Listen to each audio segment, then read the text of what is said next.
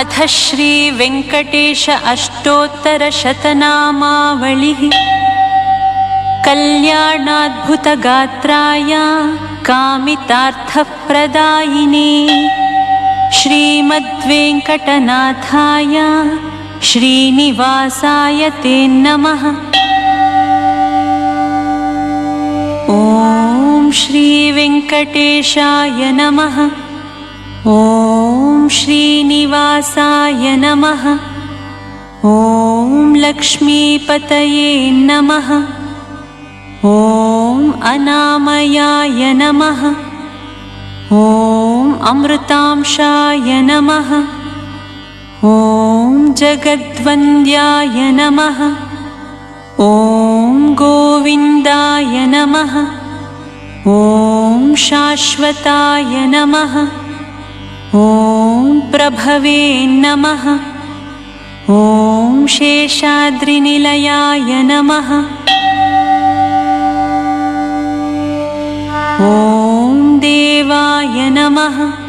ॐ केशवाय नमः। ॐ मधुसूदनाय नमः। ॐ अमृताय नमः। ॐ माधवाय नमः। ॐ कृष्णाय नमः। ॐ श्रीहरये नमः। ॐ ज्ञानपञ्जराय नमः।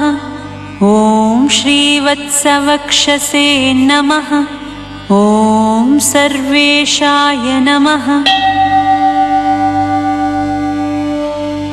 ॐ गोपालाय नमः।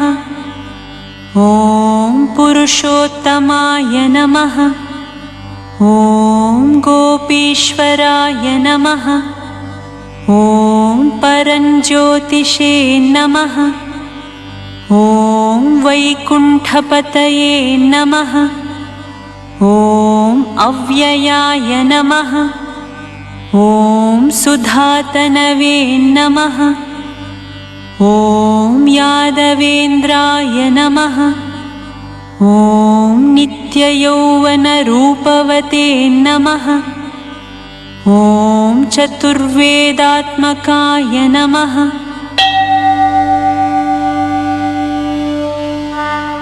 ॐ विष्णवे नमः। ॐ अच्युताय नमः।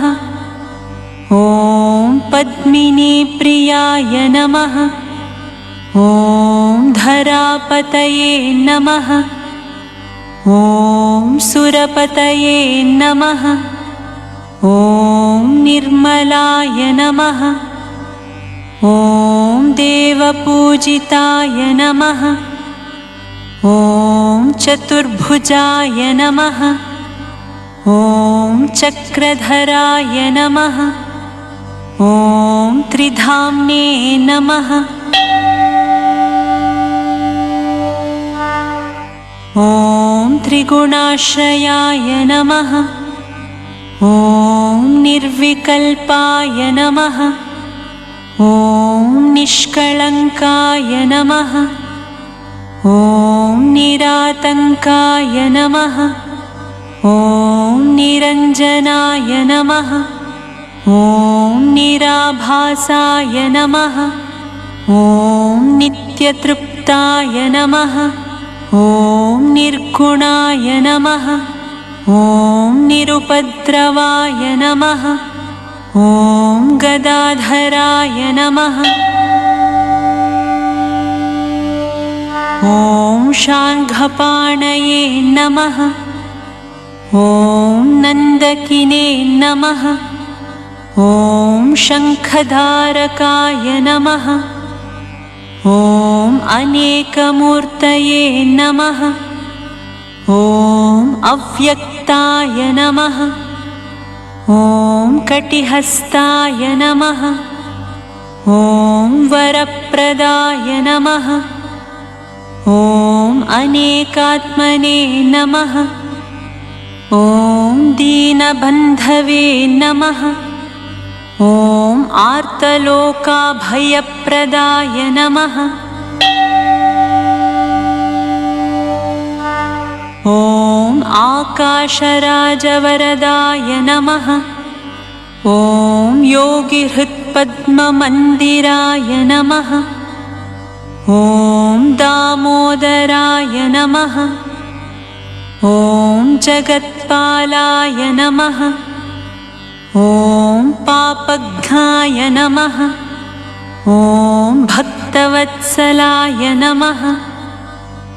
ॐ त्रिविक्रमाय नमः। ॐ शिंशुमाराय नमः। ॐ जटामुकुटशोभिताय नमः। ॐ शङ्खमध्योल्लसन्मञ्जुलकिङ्किण्याढ्यकरण्डकाय नमः। ॐ नीलमेघश्यामतनवे नमः। ॐ बिल्वपत्रार्चनप्रियाय नमः। ॐ जगद्व्यापिने नमः। ॐ जगत्कर्त्रे नमः। ॐ जगत्साक्षिणे नमः। ॐ जगत्पतये नमः। ॐ चिन्तितार्थप्रदाय नमः। ॐ जिष्णवे नमः। ॐ दशरूपवते नमः। ॐ देवकीनन्दनाय नमः।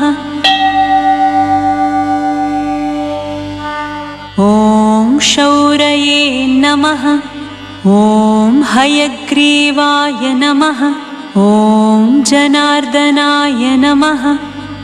ॐ कन्याश्रवणतारेज्याय नमः। ॐ पीताम्बरधराय नमः। ॐ अनघाय नमः। ॐ वनमालिने नमः। ॐ पद्मनाभाय नमः। ॐ मृगयासक्तमानसाय नमः। ॐ अश्वारूढाय नमः। ॐ खड्गधारिणे नमः। ॐ धनार्जनसुमुत्सुकाय नमः। ॐ घनसारलसन्मध्यकस्तूरीतिलकोज्ज्वलाय नमः। ॐ सच्चिदानन्दरूपाय नमः। ॐ जगन्मङ्गलदायकाय नमः। ॐ यज्ञरूपाय नमः। ॐ यज्ञभोक्त्रे नमः। ॐ चिन्मयाय नमः। ॐ परमेश्वराय नमः। ॐ परमार्थप्रदायकाय नमः।